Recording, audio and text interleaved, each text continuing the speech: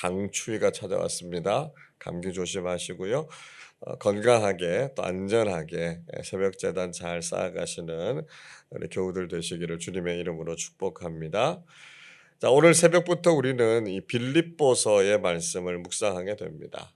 자, 이 빌립보서는 바울과 디모데가 빌립보 교회 성도들에게 보낸 편지지요.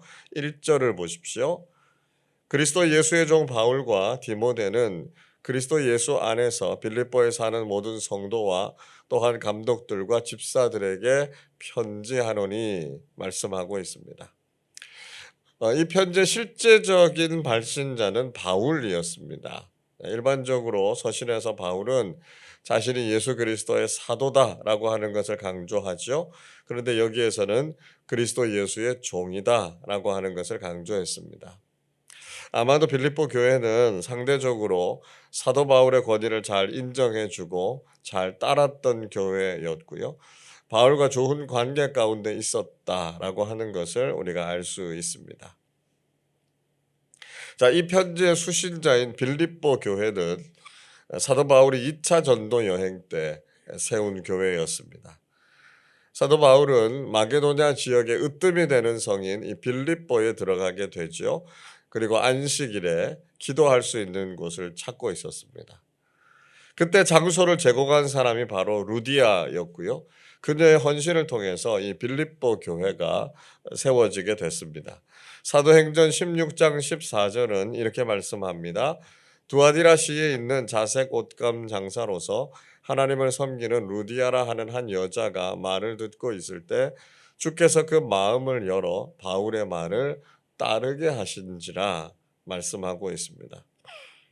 소아시아의 두아디라시 출신으로 빌립보에서 고급 옷감 사업을 하고 있었던 여성 사업가 루디아의 집에서 처음 출발했던 것이 바로 이 빌립보 교회였던 것이죠.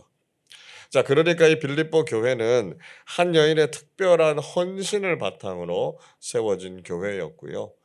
여성 리더십이 아주 대표적으로 자리를 잡고 있었던 교회였습니다. 자, 우선 빌립보서가 가진 성격 중에 하나가 바로 우리가 잘 알고 있는 것처럼 옥중서신이라고 하는 특징을 가지고 있습니다. 오늘 7절의 말씀에 보시면 나의 매임과 복음을 변명함과 확정함에 이렇게 이야기하죠. 자, 오늘 본문 뒤쪽에 있는 13절에도 이러므로 나의 매임이 이렇게 이야기하고 있습니다. 17절에서도 그들은 나의 매임이 괴로움을 더하게 할 줄로 생각하여 이렇게 이야기하고 있습니다. 즉 이 빌립보서는 바울이 로마의 감옥에 갇혀 있을 때 썼던 편지였다라고 하는 것이고요. 이와 같은 옥중서신으로는 에베소서, 골로새서, 빌레몬서가 있었습니다. 자, 그럼에도 불구하고 빌립보서의 주제를 한마디로 이야기하자면 기쁨입니다. 자, 바울은 지금 자신이 감옥에 있지만 얼마나 기쁜지를 강조하고 있죠. 빌립보서 2장 17절 18절의 말씀은 이렇게 이야기합니다. 만일 너희 믿음의 재물과 섬김 위에 내가 나를 전제로 드릴지라도 나는 기뻐하고 너희 무리와 함께 기뻐하리니 이와 같이 너희도 기뻐하고 나와 함께 기뻐하라 말씀하고 있습니다. 이 전제라고 하는 것은요, 포도주를 부어서 드리는 제사를 의미합니다. 무엇을 상징하는지 아시겠죠? 자신이 피를 흘리고 순교하게 될 것이다 라고 하는 것을 상징하고 있는 것입니다. 즉 바울은 이번 투옥으로 인해서 혹시 죽게 될지라도 오히려 기뻐할 것이다, 자신의 결단을 밝히고 있죠. 우리가 잘 아는 빌립보서 4장 4절 말씀 이렇게 기록합니다. 주 안에서 항상 기뻐하라. 내가 다시 말하노니 기뻐하라 말씀하죠. 자, 바울은 감옥 속에 있으면서도 다시 한번 주 안에서 항상 기뻐할 것을 명령하고 있습니다. 즉 기쁨이란 어떤 환경에 있느냐라고 하는 것이 문제가 아니고요. 우리 마음에 하나님께서 기쁨을 주실 때 기뻐할 수 있다라고 하는 것을 말하는 것이죠. 자, 바울은요, 이런 빌립보 교회를 생각할 때마다 늘 감사했습니다. 또 빌립보 교회를 위해서 기도할 때마다 늘 기쁨이 가득했다 말씀하고 있습니다. 자, 그 이유가 무엇이었을까요? 오늘 본문 5절의 말씀을 우리 같이 읽어보겠습니다. 너희가 첫날부터 이제까지 복음을 위한 일에 참여하고 있기 때문이라. 자, 바울은 빌립보 교회가 처음 세워질 때부터 지금까지 복음을 위한 일에 헌신하고 있었기 때문에 기뻐할 수 있었고요. 하나님께 감사할 수 있었다 말씀하죠.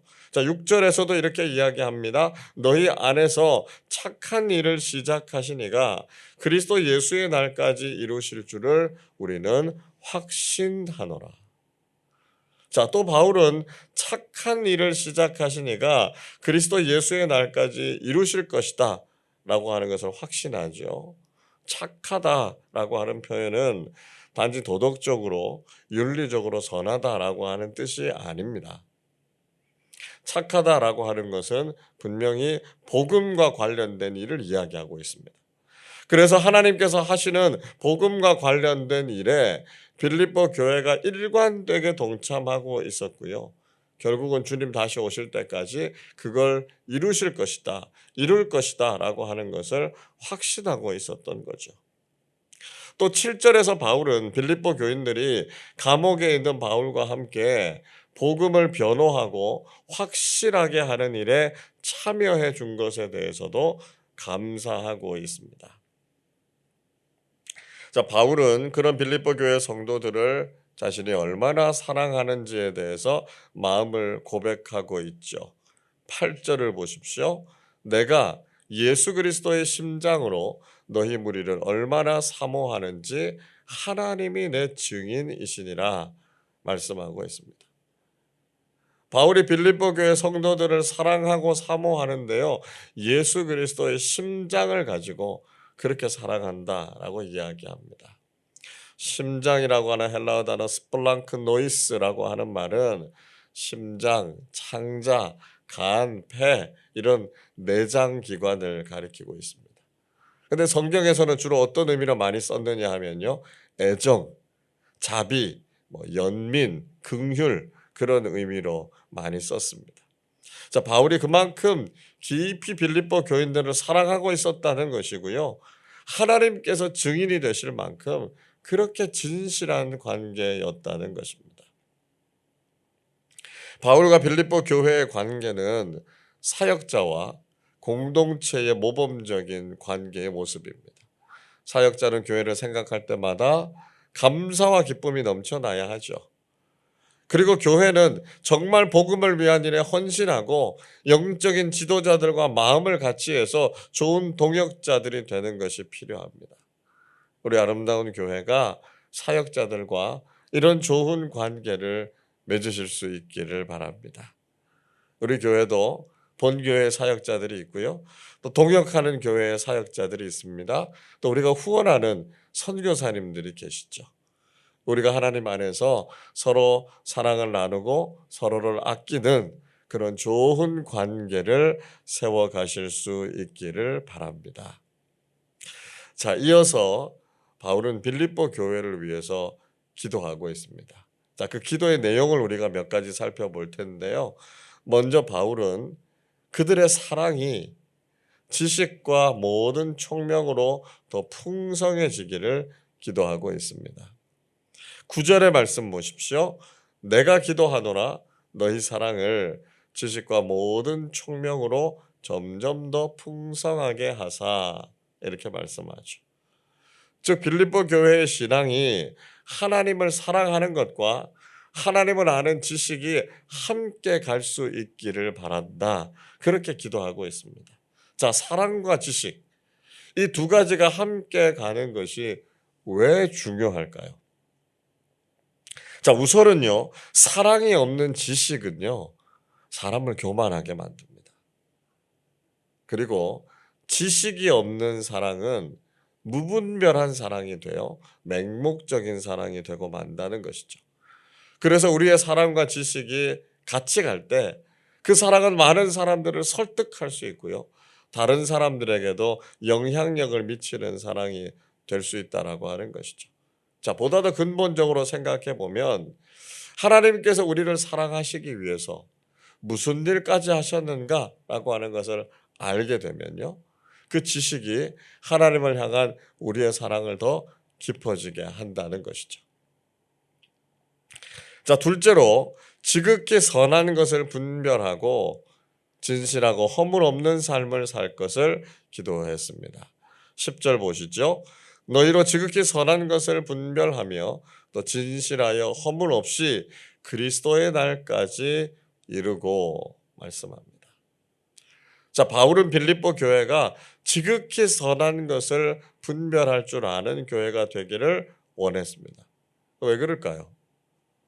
왜냐하면 세상이 너무 혼탁하기 때문이죠. 속임수를 많이 쓰기 때문에 정말 선한 것이 무엇인가, 올바른 것이 무엇인가라고 하는 것을 가려내기가 쉽지 않기 때문입니다.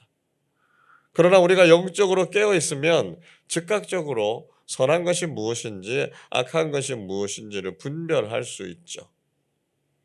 진실하고 허물이 없어야 된다 말하고 있는 것은요, 우리가 세상에 동화되지 않고 세상과 구별된 삶을 살기 위해서입니다.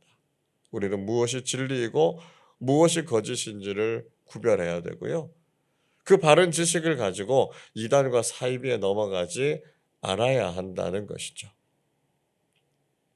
자, 마지막으로 의의 열매를 많이 맺어서 하나님께 영광을 돌리고 찬양을 드리는 삶을 살기를 기도하고 있습니다. 11절이 이렇게 말씀하지요. 예수 그리스도로 말미암아 의의 열매가 가득하여 하나님의 영광과 찬송이 되기를 원하노라 말씀하고 있습니다. 바울은 빌립보 교회가 예수 그리스도로 말미암아서 의의 열매가 가득하기를 구했습니다. 우리가 인생을 살아가면서 바람직하고 탐스러운 삶의 열매를 맺기 위해서는 반드시 참 포도나무이신 예수님께 붙어 있어야 된다는 것이죠. 예수님으로부터 영양분을 공급받아야 열매를 맺는 삶을 살게 된다는 것입니다. 우리가 예수님 안에, 그리고 예수님의 말씀이 우리 안에 있으면 우리는 언제든지 풍성한 믿음의 열매를 맺게 된다는 것입니다. 그래서 요한복음 15장 5절이 이렇게 말씀하지요. 나는 포도나무요 너희는 가지라. 그가 내 안에 내가 그 안에 거하면 사람이 열매를 많이 맺나니 나를 떠나서는 너희가 아무것도 할 수 없음이라 주님께서 말씀하셨죠. 예수님이 없으면 우리 인생의 열매도 없다는 것을 알아야 합니다. 더 나아가서 의의 열매를 맺어서 하나님께 영광과 찬송이 되기를 원한다 이렇게 기도하고 있죠. 우리가 신앙인으로서 바른 열매를 맺으면 하나님께서 기뻐하시고 영광을 받으시지 않습니까?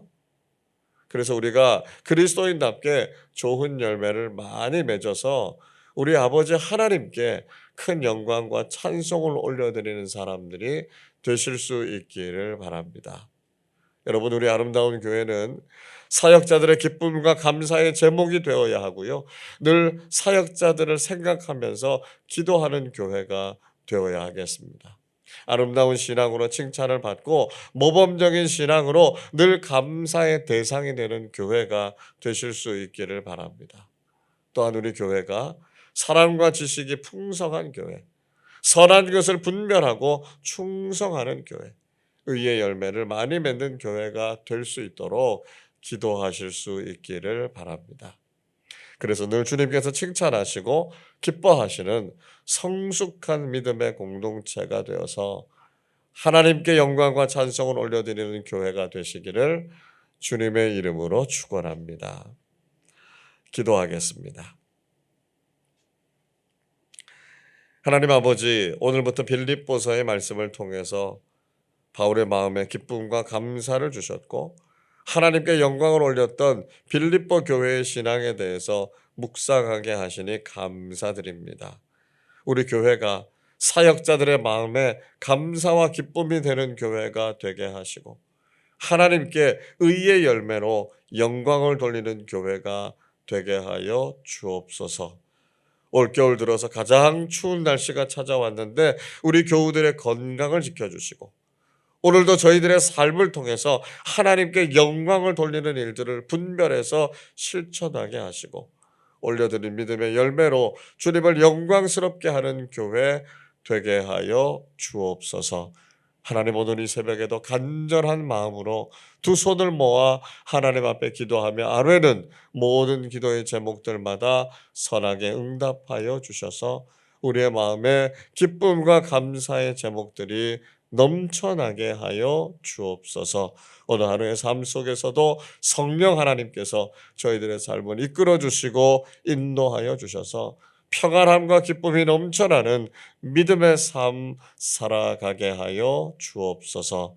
감사드리며 우리 주님 예수 그리스도의 이름으로 기도하옵나이다. 아멘.